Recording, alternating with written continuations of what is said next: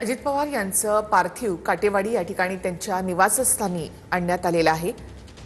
काटेवाडीमध्ये अजित पवार यांचं खरं तर बालपण गेलं, त्यामुळे बऱ्याचशा आठवणी अजित पवारांच्या या ठिकाणी रुजलेल्या होत्या आणि त्याच गावी या ठिकाणी अजित पवारांचं हे पार्थिव आणण्यात आलेलं आहे।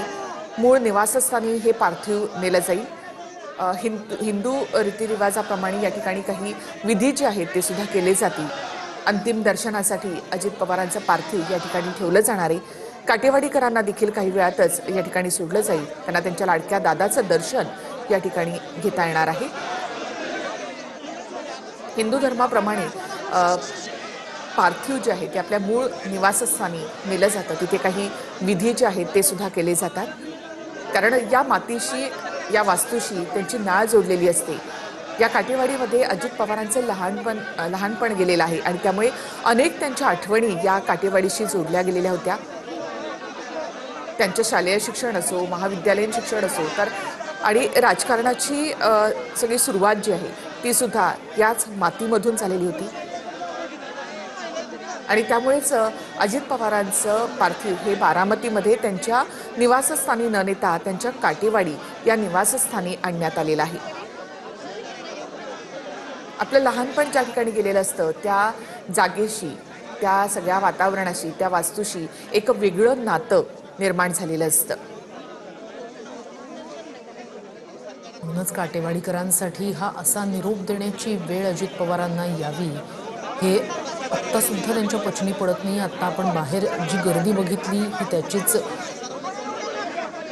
अनुभूती देते की अजित पवार हे या सगळ्या काटेवाडीकरांसाठी नेमके काय होते। ते फक्त नेते नव्हते काटेवाडीकरांसाठी, तर घरातलंच एक कर्ता पुरुष, घरातलेच एक आधारवड अशी अजित पवारांकडे ते बघत होते काटेवाडीकर। आणि त्यामुळेच मोठ्या संख्येनं काटेवाडीकरांचा साठी कालचा दिवस हा काळा दिवस। शेवटी आपण पाहिलं की बारामती आणि अजितदादा हे एक नातं होतं। बारामतीशी निगडीत त्यांच्या अनेक आठवणी त्यामध्ये होत्या आणि अजित पवारांचं पार्थिव आता त्यांच्या निवासस्थानी नेलं जाते। काही वेळातच इथे काटेवाडीकरांना देखील सोडलं जाईल। त्यानंतर अनेक नेते देखील या ठिकाणी दाखल झालेले आहेत। या सगळ्यांनाच आता ही काटेवाडीमधली गर्दी आपण पाहतो, तर या सगळ्यांनाच दादांचं अंतिम दर्शन या ठिकाणी घ्यायचं आहे। जे दादा हसत खेळत सगळ्यांशी या ठिकाणी बोलत होते, त्यांची कामं करत होते, तर त्या दादांचं दर्शन घेण्यासाठी म्हणून शेवटचं दर्शन घेण्यासाठीची वेळ या सगळ्या काटेवाडीकरांवर आलेली आहे। सगळ्यांच्या चेहऱ्यावर एक दुःख या ठिकाणी आपण पाहतोय। यातले अनेक जण असे असतील की ज्यांना दादांना त्यांनी अगदी लहानपणापासून या ठिकाणी पाहिलेलं असेल, त्यांचं खेळणं पाहिलेलं असेल, त्यांचं हसणं पाहिलं असेल। अशा अनेक आठवणी इथल्या काही आजींनी देखील बोलून दाखवलेल्या होत्या। काही तरुण आहेत, त्यांनी दादांविषयीच्या अनेक आठवणी या ठिकाणी सांगितल्या होत्या। म्हणजे निर्णय प्रक्रियेमध्ये दादा जेवढे सक्षम होते किंवा ज्या प्रकारे ते निर्णय घ्यायचे, तर तशाच प्रकारे ते अगदी तरुणांमध्ये मिसळून जायचे। प्रत्येकाची नावं त्यांना इथे या ठिकाणी माहिती होती। काय करतो, काय करायचं इथपर्यंतची माहिती असायची। त्याचबरोबर हे काम कर, ते कर असे सल्ले देखील दादा काटेवाडीकरांना द्यायचे।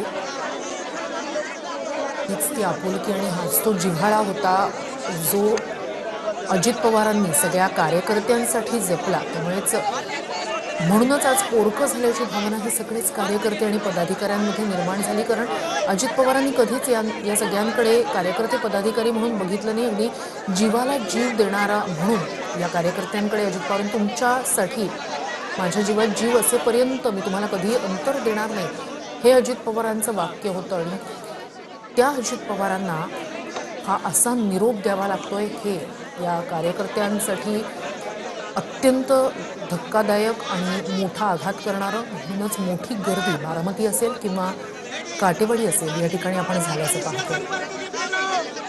काटेवाडी असो किंवा बारामती असो, इथल्या नागरिकांनी आपली ओळख जर त्यांना सांगायची असेल तर ते म्हणायचे की आम्ही पवारांच्या गावचे। म्हणजे देशाच्या कानाकोपऱ्यात कुठेही जर बारामती काटेवाडीचा माणूस असेल तर तो आवर्जून सांगायचा, काटेवाडी मी पवारांच्या गावचा, बारामती मी पवारांच्या गावचा। ही एक ओळख होती पवार कुटुंबाची।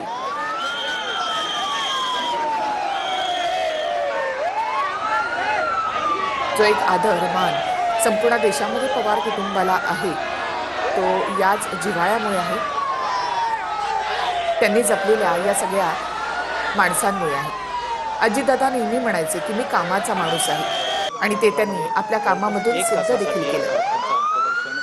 अनेकांच्या आठवणींमध्ये आज दादा आहेत आणि त्यामुळे दादांनी केलेली कामं, त्यांनी केलेली मदत ही आवर्जून सांगितली जाते. अनेकांना दादांनी अशी मदत केली की अगदी मदत करताना सुद्धा दादा सांगायचे की मी मदत करतोय हे कोणाला सांगू नको. कोणाला आर्थिक मदत केली तरी सुद्धा दादा असं म्हणायचे की याविषयी कोणाला काही कळू देऊ नकोस. म्हणजे आपण असं जे म्हणतो होती की दान द्यावं ते दुसऱ्या हातालाही कळता कामा नये. तर असं होतं दादांचं काम.